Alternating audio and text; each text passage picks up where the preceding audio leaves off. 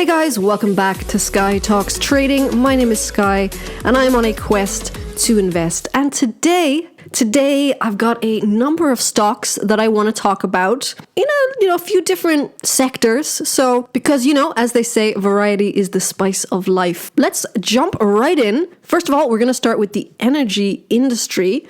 And we've got GLNG stock, which is the ticker for Golar LNG Limited. And they've really, exploited some economic quirks, shall we say, of the natural gas industry to become a leader in the liquefied natural gas sector. The company specializes in the building and operation of floating natural gas liquefaction facilities, a niche that makes it possible to exploit previously non-economic gas reserves. You see, natural gas must be liquefied for safe long-distance transport, and Golar brings the liquefaction facilities to the gas fields and can move those facilities when necessary. Golar boasts that its floating gas liquefaction fleets, I really struggle with that word, can operate at a lower cost than land-based facilities. These high energy prices and particularly rising prices for natural gas on the global market has actually been good for Golar. The company has seen its share price rise 70% so far this year. A quick once-over at the company's earnings will reveal the extent of the growth and also the potential. In Q4 of 2021, Golar showed $39.5 million in EBITDA, up from $78 million in the year ago quarter. Q3 results had been $74.5 million. Pretty much all the analysts agree. For instance, we've got BTIG analyst Gregory Lewis. He sees Golar in a strong position to gain additional business. And I quote, "We believe we are on the cusp of a multi-year run in LNG project FIDs, which is final investment decisions, as we expect natural gas to serve as a bridge fuel as the world shifts to renewable energy over the next few decades. And more importantly, Golar has a much improved capital structure, $5 million in current liquidity to go after its next flexible floating LNG project, which includes $250 million in cash. An existing base of LNG assets, which could be FLNG conversion projects and FLNG solutions, which we think positions the company to win multiple FLNG projects over the next 2 years. So overall, it's a strong buy consensus. So definitely one to take a look at, put on your watch list.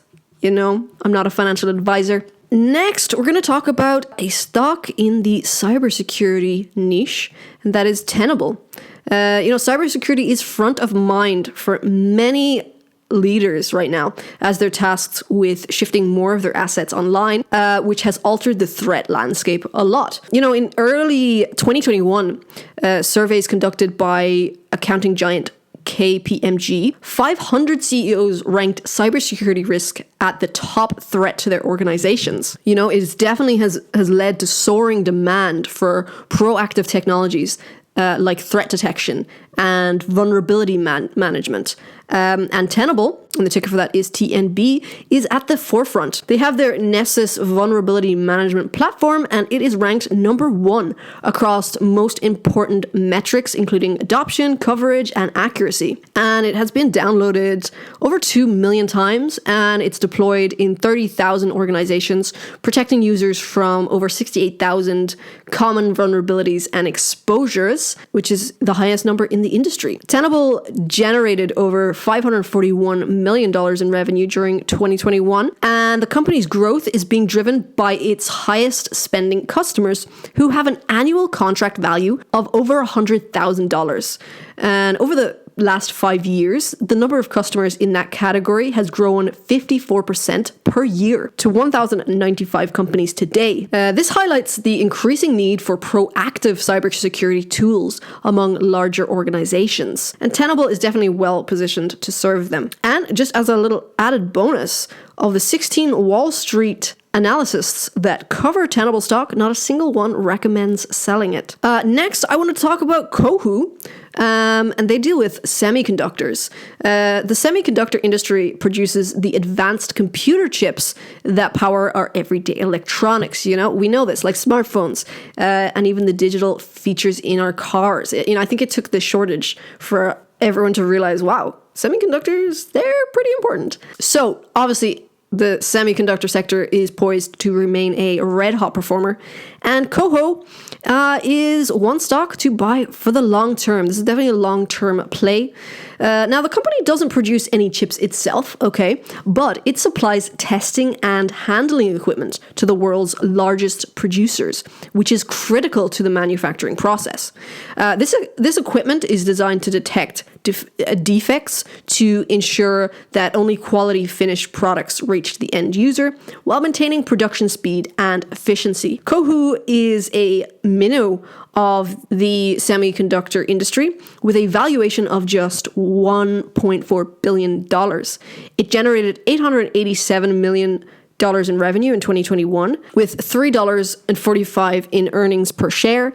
And its stock is extremely cheap compared to its peers. It trades at a price to earnings multiple of just 8, which is a 65% discount to the iShares Semiconductor ETF. So yeah, I think that's pretty interesting. Not necessarily a company that makes semiconductors, but one that is essential to all the companies that make semiconductors. Next, let's talk about MTDR stock, which is Matador Resources Company. So we're going back into the energy sector now to look at Matador Resources. This company engages in hydrocarbon exploration, development, and extraction, focusing on unconventional plays in the North American oil and natural gas industries. Matador has their primary operations in the Wolfcamp and Bone Springs plays in the New Mexico-Delaware Basin, with additional assets in northwest Louisiana. The company reported $334.5 million